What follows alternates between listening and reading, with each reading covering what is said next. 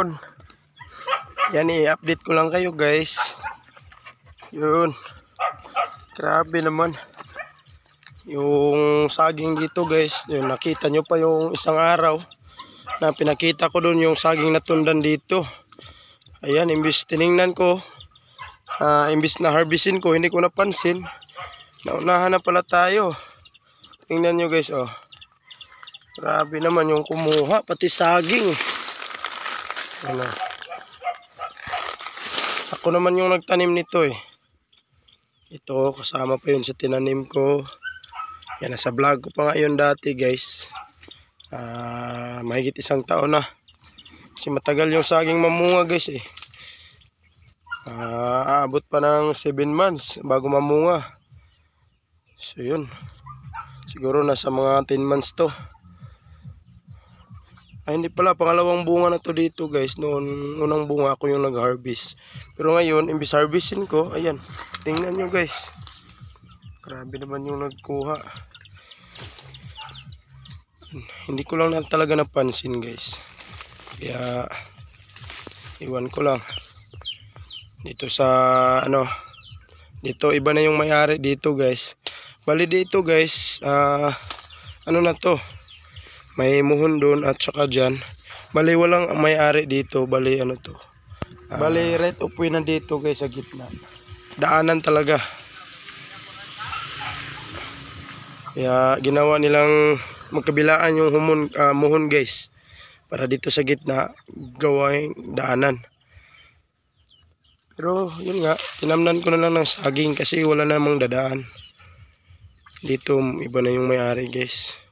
Iwan ko, nandito yung muhon nila. Basta hindi ko lang napansin guys. Kasi yun, ipakita ko guys oh. Para liwanagan. Yan oh. Dito, yan muhon namin guys oh. Yan. May ibang muhon dito. Yan oh, ito. Ito din yung muhon ng sa kabila. Bali dito sa gitna guys. Ano to? Daanan lang to. Baka may magkabahay dyan. Kaya ilagyan ng daanan.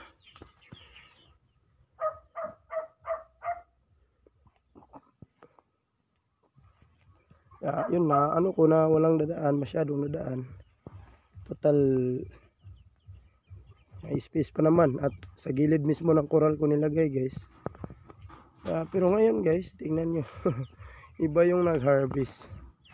Sayang, tundan pa naman yun guys. Yun nga, hindi naman natin nakita kung sino yung nagkuha. Kaya magpasalamat na lang tayo at makatulong sa kanya. Imbis na matagal natin hinintay yun guys, yung tinanim natin na maka-harvest tayo. Pero ito pa yung nangyari, naunahan tayo. Nako. Shoutout na lang sa dyan. Mukhang kahapon pa to o isang araw. Hindi ko muna inano yun guys, pero nabalik na yung dito. Dito sa kabilang lupa alangan naman sa kanya to. Sa labas ng koral yung saging. Pero yun nga, wala namang dadaan. Kaya tinamnan ko. May space pa naman dito. Kaya hindi ko masisi yung nagkuha dyan. Baka inisip niya na sa kanila. Kaya iwan ko talaga kung sino yung nag-harvest. Sayang talaga. Tundan yun guys. May bibili pa naman sana nun. Dati yung isang ko pa doon na ng 250 Nabenta ko ng 250 pesos. So yung dito, mas gusto ko kasi sanang ulam guys. Pero yan, huli na. Yun, okay lang yun guys.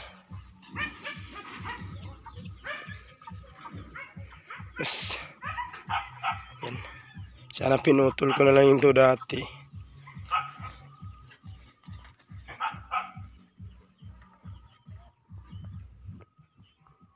Yan. Yan, malaki yung space kasi sa tinira nilang daanan guys.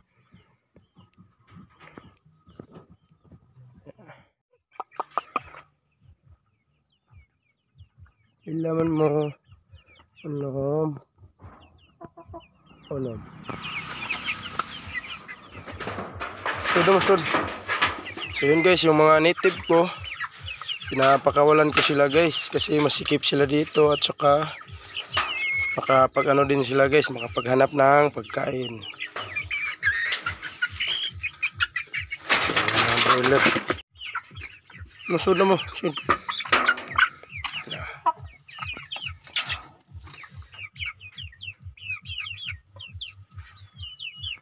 Sud na mo. Ano, kusang papasok yan sila guys. Lalo na ngayon na ano. Yan, palaki na din sila guys. Natatakot ako na ano. Sana walang magka ano guys, interest. Si balak ko guys na paramihin talaga yung mga manok ko guys. Yan. Sod na mo, sod. Yung iba hindi pa pumasok.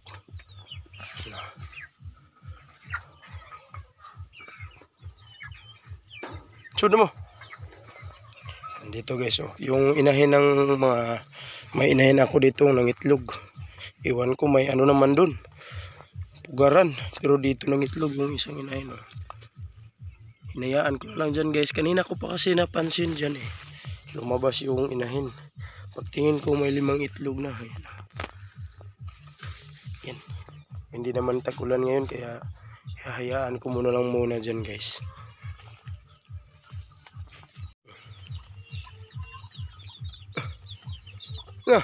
Di.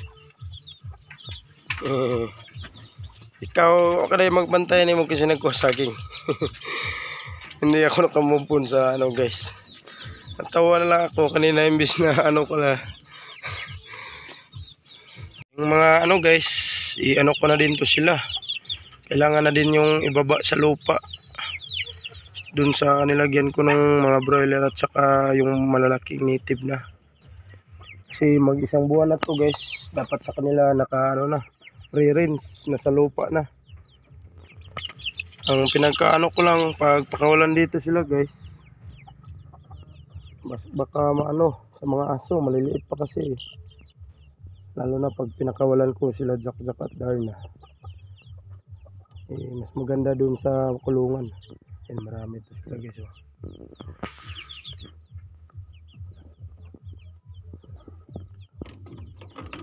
May 4 dito. Ito yung may sipon. Para hindi magano takod. Yan yung breeder natin guys. Nilagay ko dyan kasi may bago tayong breeder. Kasi ano yun, galing sa bahay yun guys. Tas daming inahin dun. Sobrang payat. Kaya pinataba ko muna bago pa ano ulit. Pa gawing breeder, paupahin.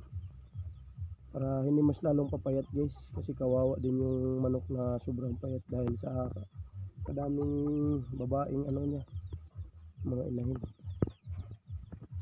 Nakipaglaro ka naman. Puyo.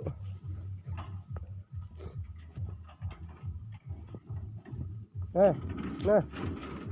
Kamu mo yung bantay kasi nagkursaging ha. Dali ba? Dali. Okay. Kamu kasi mana sih?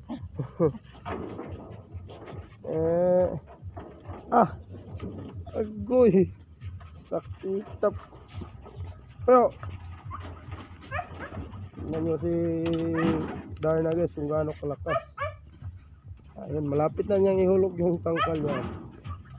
Palagi kong inayos yung tangkal niya.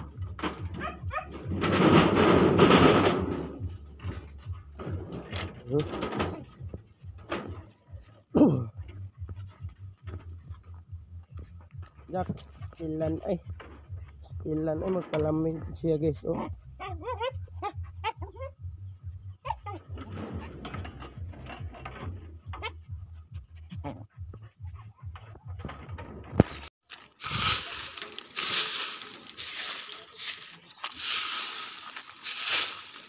Banat yung damo guys. Ay, hindi dadami.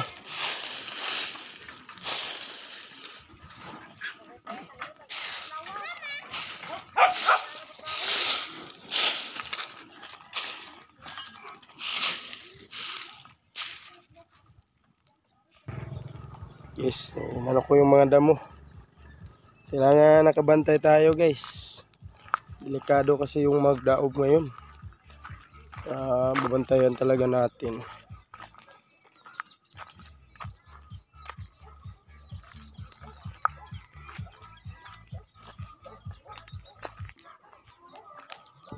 Guys, yun hanggang dito muna tayo guys.